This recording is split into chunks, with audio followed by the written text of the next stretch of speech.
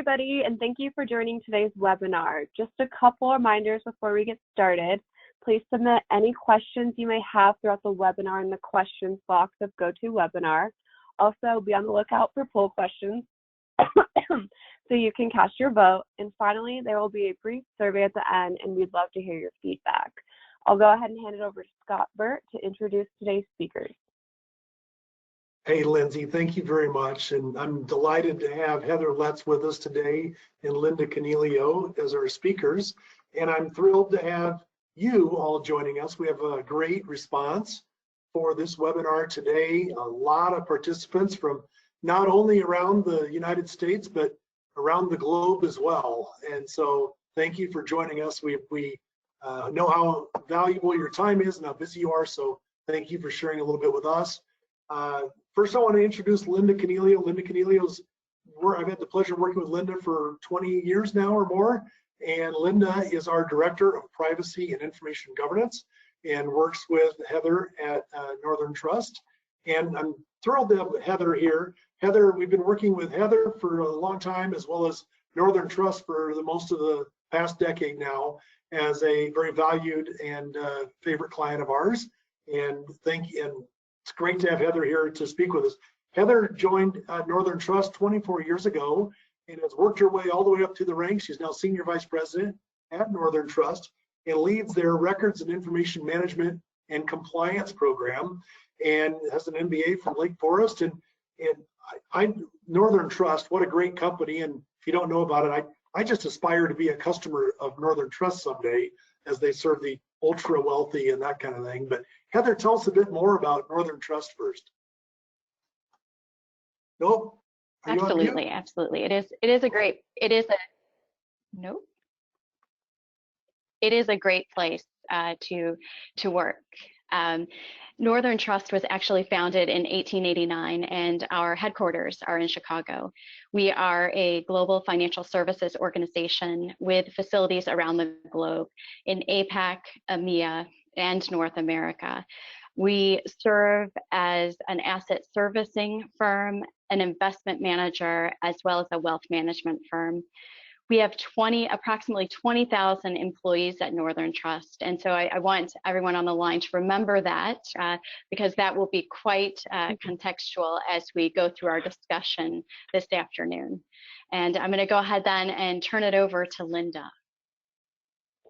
Thank you, Heather, and I want to offer my thanks for your being here today and agreeing to talk about this project, because I have been a part of the project along with several other people at Integro, and you have done a great job. This has been a really good project, and I think you're going to see here that it's come across well and it's been beneficial already.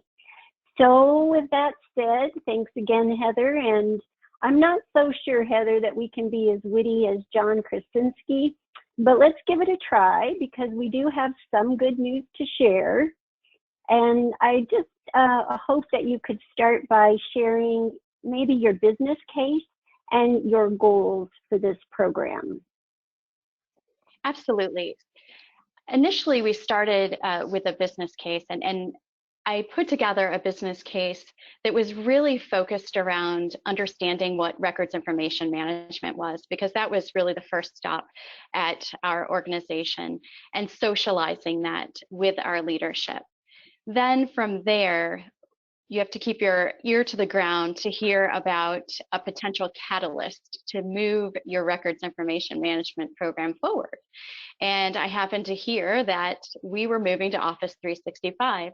So that seemed like the perfect catalyst for us to begin to take a deeper look into our file shares, our SharePoint sites.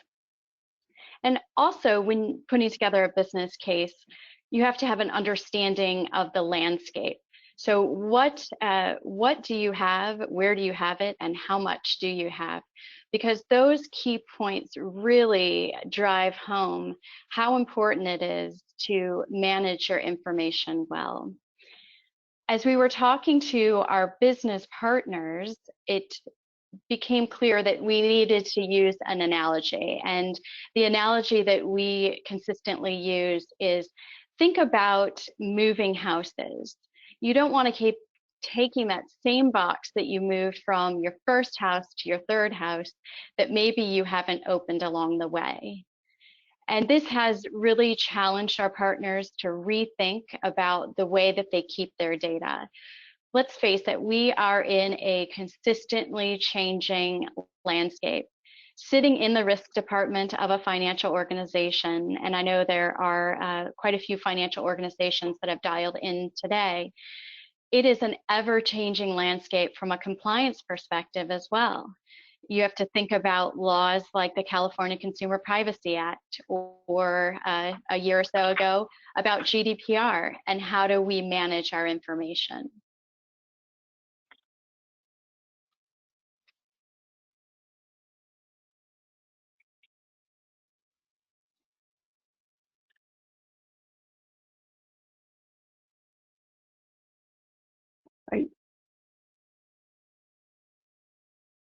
Are you still there? Yep, I'm still there. Oh, there you go. There you go. All right, so thinking about, clearly we have goals when you tackle a project like this, and some of those goals, one of the biggest goals that we had was, how do we reduce our unstructured data? And we put a target out there of 20%. So that target of 20% is something that we have definitely hung our hat on. It's something that we have articulated to our management, and it is something that we are tracking too. So consistently reporting back metrics on where are we at with this project and how much information have we tackled thus far. Oh, good. So Heather, I think it was really interesting to hear you say that as you began your project, you looked for a catalyst that would help launch your project. And you found a catalyst in a move to Office 365. We're finding that with many of our customers, as they move to Office 365, they want to do just what you did and use it maybe as a catalyst, but also as with the analogy that you don't move a box from one house to the other if you never opened the box in the first house anyway. So I understand for you that a cleanup project was a prerequisite, but did you have to convince others that cleaning up your data before moving it to Office 365 should be a prerequisite?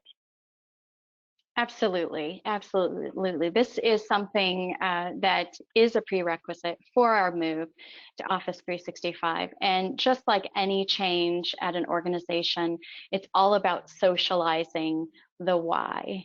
And sometimes it even involves, and to this date, it involves perhaps looking over a partner's shoulder and looking at their data with them and getting them comfortable on why I think they should delete certain content from their personal drive.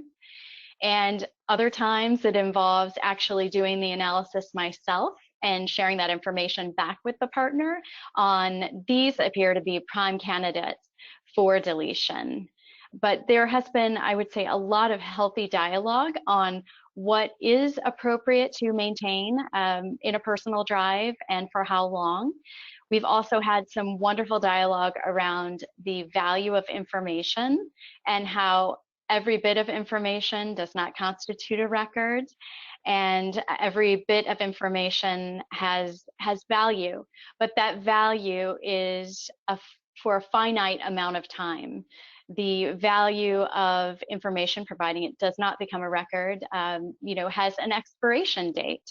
And we need to look at those expiration dates to get a clear understanding of what is a viable candidate for deletion. Well, great. And so everyone, at this point in time, we know that Heather defined a business case. She had goals, and we've heard about the catalyst that really launched the project.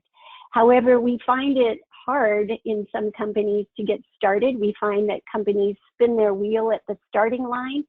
Heather, could you explain what you did to get started and the scope of your program? I'm sure the audience would even appreciate any kickoff tips and tricks that you might like to share.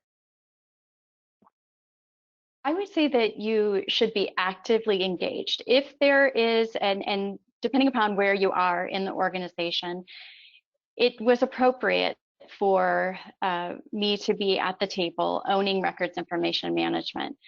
Depending upon your role and what it is, what your plan is, I would highly recommend having a seat at the table and stating your business case on why it is important to clean up your data. We also engaged with the project team so that we had a clear understanding of what the project plan was, what country we would tackle first, and that helped us to develop a plan for ourselves as far as how we would tackle data cleanup as a prerequisite. I would say that the data cleanup project has run in tandem as far as the planning with our Office 365 project team. Also, I can't stress enough the concept of socialization. At Northern Trust, socialization is imperative. It's imperative to get buy-in to move forward with a project. It's imperative that people understand the context of why you're looking to clean up data. Because let's face it, people find value in their information and some hold on to it quite dearly. So explaining the fact that, you know, how often have you tried to find something in, whether it be your personal drive or a shared drive, and you initiate a search and everything but what you need comes back? That is so frustrating, right? So how about we turn that around, focus on eliminating that information that no longer has value, and then when you do your search in the new atmosphere, only the things that might be viable candidates will surface for you. And this has been, I would say again, there has been a healthy amount of dialogue. I have a consistent flow of emails into our shared mailbox, and I offer myself up for one-on-one conversations, for team meetings, whatever the case is, to move this forward and to really reiterate the importance of not holding on to information past the importance of the information. I sit in the privacy department, so that could go in a whole different direction. So when we think about holding on to information, we also have to think about the factor that if we're holding on to too much, that means we have to protect that information, and then it also means that we could be more vulnerable for a breach of information. Perfect. Thanks for sharing all that, Heather. And I would like to emphasize also that Heather has done a fabulous job with the communications area and making sure she has communicated clearly and often with her executive team and also the partners. At Northern Trust, the employees there are called partners. So I don't know if everyone knows that, but when Heather refers to partners, she's talking about her coworkers. Go ahead with the getting started there, Heather. Absolutely. So I would say, I really can't stress enough, I probably sound a little bit like a broken record. However, communication is key. I have a phrase at Northern Trust that context is key. People want to understand why they're doing what they're doing. We worked together to put together communications that were really broken down by step on what the partner needed to do to move through their data cleanup process. We also had a trial run, if you will, and we had a pilot program where we went through the steps with a group of partners. We took in their feedback and we made modifications to the process. We also understand that communication, people like to be communicated in different ways. We are oversaturated with emails think probably everyone on the line would shake their head, yes, too many emails in the mailbox. If we just send an email about records information management or data cleanup, it will probably get lost in the shuffle. It won't raise to the top as far as importance goes. So we also created a quick snippet video, which was under a minute long in time frame, and it really broke down in quick sound bites what was required. We wanted, again, people to understand what the value of information was. We wanted them to understand what they have and where they should be storing it, and how long the parameter was for them to get back to my team regarding that data cleanup. I would also say that I am one person, can't do it all on my own. So we did engage with Integro to move us forward. And the value that I would say Integro brought to the process is, one, they're subject matter experts on fraught, and really helped me to put together messages that made sense for our partners on what fraught is. Redundant, obsolete, and trivial. I've been asked before, is that even an appropriate word to use? First, it's not a word, it's an acronym. So redundant, obsolete, and trivial, explaining what exactly that meant to our partners because they were unfamiliar with the context of ROT. Taking that and playing it out for our partners, at first, we utilized a spreadsheet, and we'll get into how that played out a little bit later in our conversation. But we brought that forward to our partners, explained what redundant and obsolete trivial information was.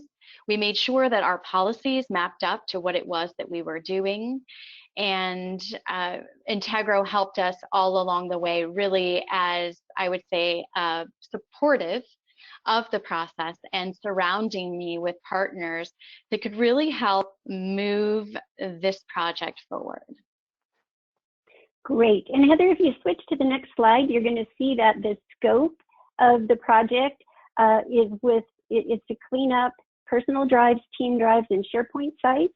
We're working on the personal drives right now with the move to the team drives and the SharePoint sites after that. I'm just speeding up a little bit so that you have the time that you need, Heather, to tell them about the really important items of the project besides the communication and finding the catalyst to launch it. But if you could now just give us an overview of the project tasks and elaborate, please, on those that you feel would be most important for a quick success. Absolutely. One would be connect with the project team. Connect with them early. If you're in a risk and compliance role, sometimes things come to us a little late in the game, so make sure you're engaged at the onset. I would say proper planning will help you be successful. Being flexible and understanding that the way your project plan may have started out, as you move along and receive feedback, you will have to adjust accordingly. We did that once we had a better understanding of our data, where it was stored, and our data landscape. I would also say being open and honest with your colleagues that you're working with.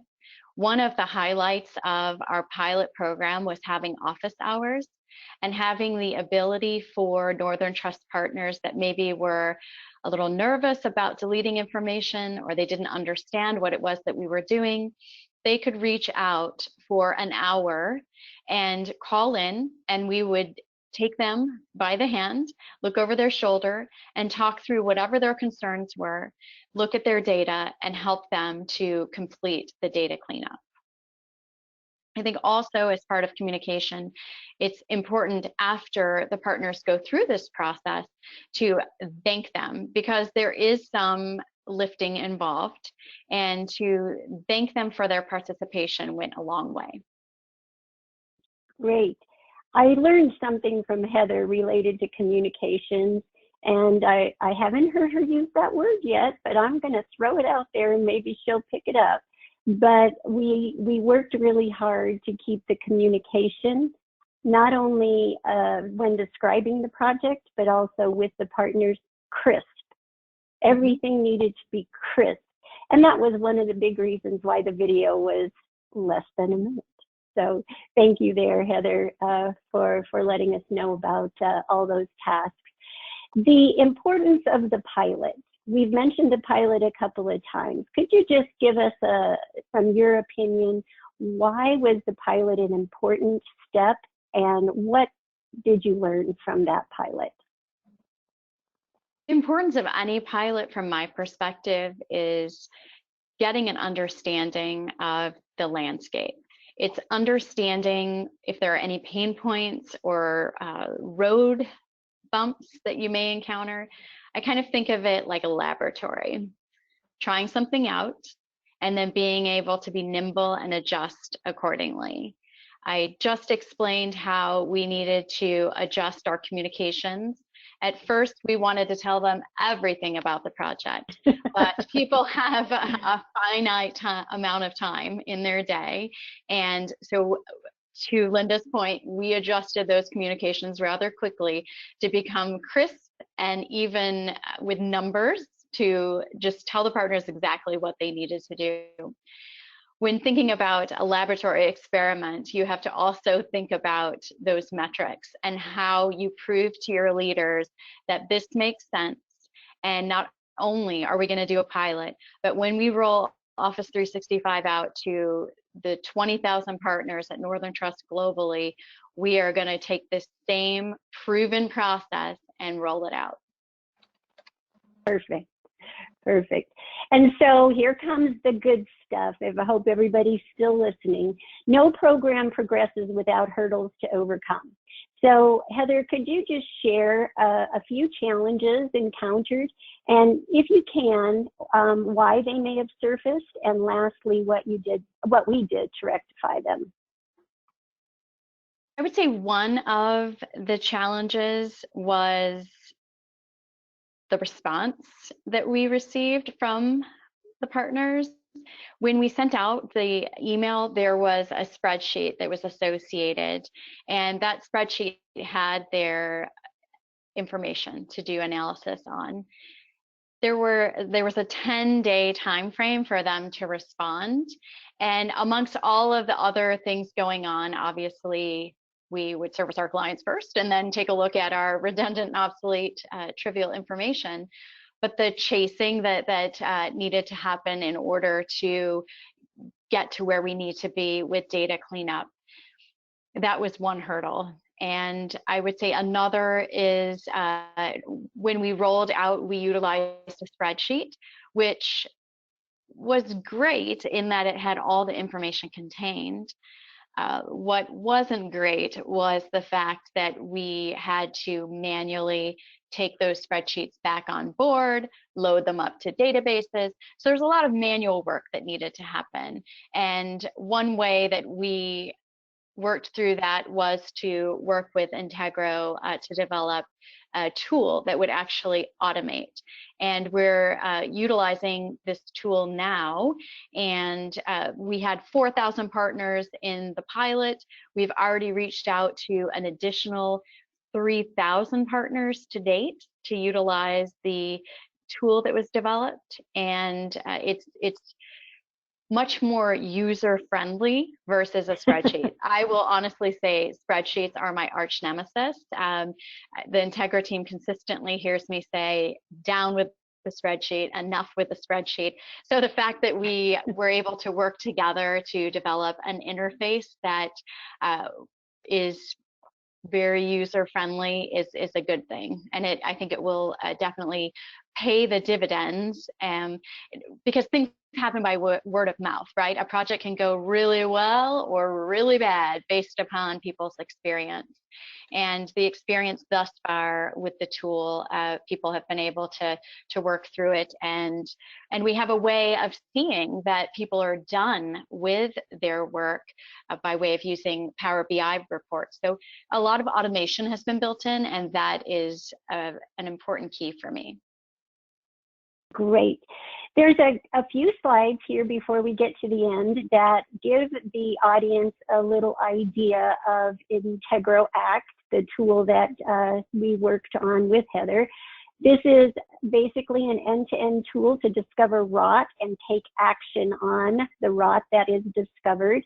It provides a web-based interface so that data owners can actually review what the tool considers low probability rot and define if that is truly rot or if it needs to be kept because it still has value for the data owner, or in the case of Northern Trust, the partner. There's visualizations that are part of Integro Act, and those visualizations show real-time progress in the project. And again, any action that's taken in the Integro Act product is audited, and so we have audit charts that can also be seen. Real quickly here, because I want to get to some questions, we'll just go through a few of the visuals. So if you want to flip through one more slide there, Heather, here is just an example of what a content profile might look like. This was very beneficial to us during the pilot, because this is what Heather said. We reviewed and were able to tweak what it is that rot policies were identifying. So lots of good information there about your content profile in a nice visual display. Next one there shows us what we can do, what we have identified as our rot, and taken rot and divided into large buckets. What we believe through policies to be high probability rot, what we believe to be medium probability rot because of the policies that the tool uses, and lastly, the low probability rot. What we've done at Northern Trust is any high probability rot was automatically deleted. Medium probability rot was quarantined or archived for a period of time before deleted, just to make sure people really didn't need it, and then certainly data owner review of the low probability rot. And this is information that Heather took to her executive team to show progress. And what's really helpful in these kinds of projects is that we show progress early and often. So Heather, you want to say something real quickly here about these reports that you were able to take to your executive team? I would say these are my go-to reports, and anytime, I'm sure others on the line, you may have instant messaging at your organization, and all of a sudden you get a ping, where are we at with data cleanup? I'm able to go into these Power BI reports and pull up the numbers really quickly, which is important because people are sitting in real-time meetings that need this information. It's also important, again, to be able to highlight to my leadership where we are with the project, so that they'll continue to move us forward with data cleanup. Great. And one last slide here in regards to Integro Act. There is I think there's one more coming up. There we go. This is the look from the data owner's perspective. This is the information that belongs to me, for example, if I was this data owner, and I have the ability to review, filter, sort, and find the data very quickly that I believe to be rot, and mark it up so that Integro Act can action it as needed. All right, I think we have a poll question coming up next. This is for the audience to get involved in. So the question is, what do you anticipate to be your biggest challenge if you were to, or when you go to start such a project? And you have options there.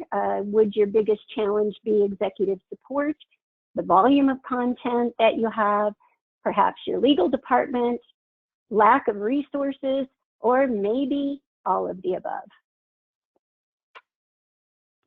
And I think Lindsay will let us know when some responses are coming. I think it's showing now, Linda. Okay. Majority of people saying all of the above. I don't know, makes Heather, sense. does that surprise you? No, it doesn't. It doesn't really surprise me at all. I felt the same way when I started this out. And as you move through your project, you may have spurts of feeling this again, that it's all of the above. I would say it again starts with having a clear understanding of what you have, where you have it, and how much you have. Getting that executive support. The legal department, absolutely, they have to be engaged. I failed to mention that we also look at our legal hold list, and anybody on legal hold is out of scope. So rather quickly, ushered to the left, and we don't do anything with those. The volume of content, absolutely. But if you set achievable goals, it might become a bit more palatable to you. If you, I mean, don't try to, eat the whole elephant. Just, and Linda, thank you so much, has helped me with realizing that, like, Heather, I know you're super excited about records, but let's just tamper it a little bit and be focused. So you definitely have to set those small attainable goals. Lack of resources, I hear you. I am the owner of Records Information Management Compliance at my organization globally, so I absolutely hear you, and that is one of the primary reasons that I reached out to Integro to back me up. Heather, there's one question that has come in, and I think that you can provide a good answer to this question. So it says, some fraught programs focus on file age, but many old files have great business value. How did you handle that? Right. So I have not gotten into the practice of prying information from people's hands. If they can justify to me that the information has business value, absolutely, you can keep it. I would, however, if somebody came back to us, and there were instances where partners came back and they offered up nothing that they would delete, I had a hard time with that, because when I looked at my senior most leadership, they were able to go through the fraught cleanup and move through content. So there has to be really a business justification on why you need to hold on to that information for any longer. And I would, I think Linda could attest to this, I would challenge partners and even go through the analysis myself and go back and say, okay, well, this hasn't been opened in 15 years. I feel like it's time to let it go. Right, right. And the tool that we use uses policies to identify fraught, and the policies are based on metadata that's associated with the document. And there's a variety of metadata that we use in our policies, and that really does help us filter out the data that's truly fraught. And it becomes very obvious in the policies what's really fraught. And it is that low probability fraught that we've been talking about that becomes a little iffy, and do we need to keep it or don't we need to keep it? And engaging the data owner for that small percentage of the fraught and getting their buy-in or their review of that small percentage is really where a lot of success can be had, and people don't feel, like you said, Heather, that you are tearing their data away from them. Although I have said before, I'll come to your computer and press the delete button if you need me to. Good. Good. Okay, Scott, I don't know. Lindsay, are you seeing it? I've actually I know we're a few. You ladies are doing great. Great flow, great messaging. Thank you. We're a tad over time, so I think we'll probably end it with that question that you just asked of Heather there. And folks, if you have any other questions, please email us. And as you exit, it'll ask you about the value of today's webinar. And we really value your response, and if you have any comments and stuff. So please give us feedback. Heather, we can't thank you enough for being a great friend and customer and taking the time to share your story with so many people that joined us today from around the world. Anytime. Thanks, Heather. Thank you very much. Bye, everybody.